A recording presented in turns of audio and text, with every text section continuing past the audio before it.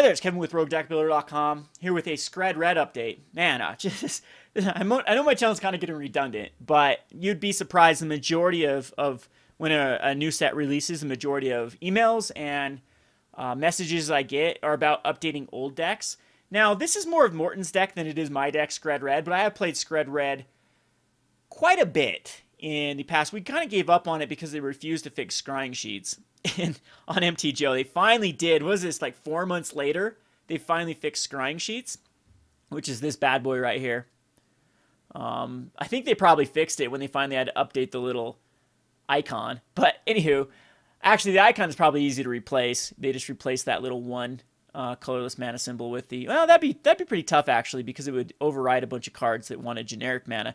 Anyway, the Scrying Sheets is now fixed, so we can go back to playing Skred Red. And I think actually Skred Red's very, very good right now in the metagame with... Some of Skred Red's best matchups are Tron and Aggro. And now it's Tron and Aggro. That is pretty much sums up the metagame, is Affinity, Zoo, Kiki Cord, Tron. Those are your boogeyman decks right now in the metagame. So I think that this deck is incredibly well positioned. So what you want to do is you want to make it better against the hyper-aggressive decks and better against, I have a game coming up, better against the Tron matchup. So what we're running right now is we're running the typical shell for what makes Skred Red, hasn't changed. It's Skred, Lightning Bolts, Relic of Progenitus to hit out graveyard-based strategies, and then Koth of the Hammer. What we want to do is you want to control the board until Koth of the Hammer comes out, and if you can get Koth high enough to ult, you ult, and there's very few decks that can come back with Koth.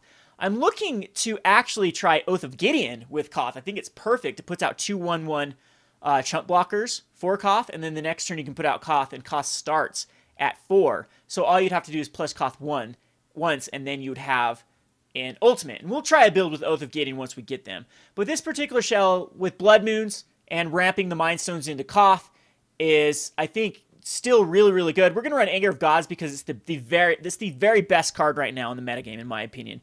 Kiki Cord just completely shuts down like cards like Kitchen Finks that they use to stabilize. There's a lot of cards that want to recur. Very, very powerful card. We're still running the 2 of Volcanic Fallouts. It's an instant speed Anger of Gods. And we're just running a lot of ways to sweep out early boards.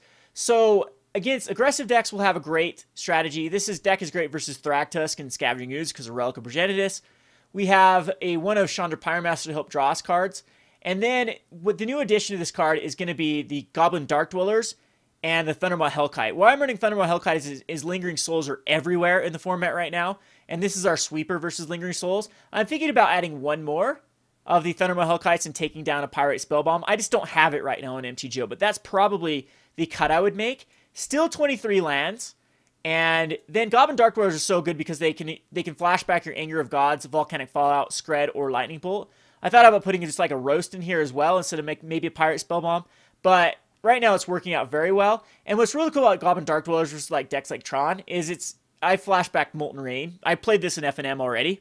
And the amount of times that I Goblin Dark-Dwellers into another Molten Rain was just backbreaking against like some of these like Jund-based decks. I've locked people out of the color through Blood Moons and Goblin Dark-Dwellers.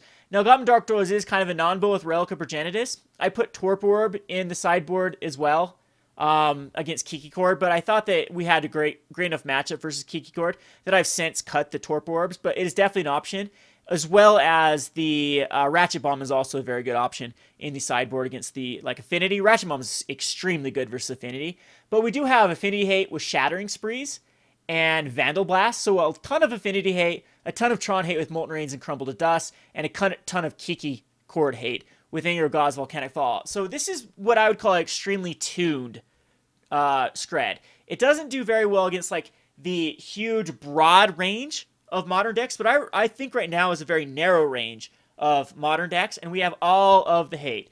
Hate versus red deck wins or burn with Dragon's Claws and Sun Droplets. Hate versus Kiki Cord with Anger of Gods, Volcanic Fallouts, and Goblin Dark-Dwellers. And hate versus Tron with the Crumble to Dust and Molten Rains. Anyway, I have a draft to play right now. You can probably check my channel. I don't know which will come out first, either the Skred Red and draft. But we'll go over, once I get the Goblin Dark-Dwellers, we'll play this and see how well it works. This has been Kevin with RogueDeckBuilder.com. Thanks for watching.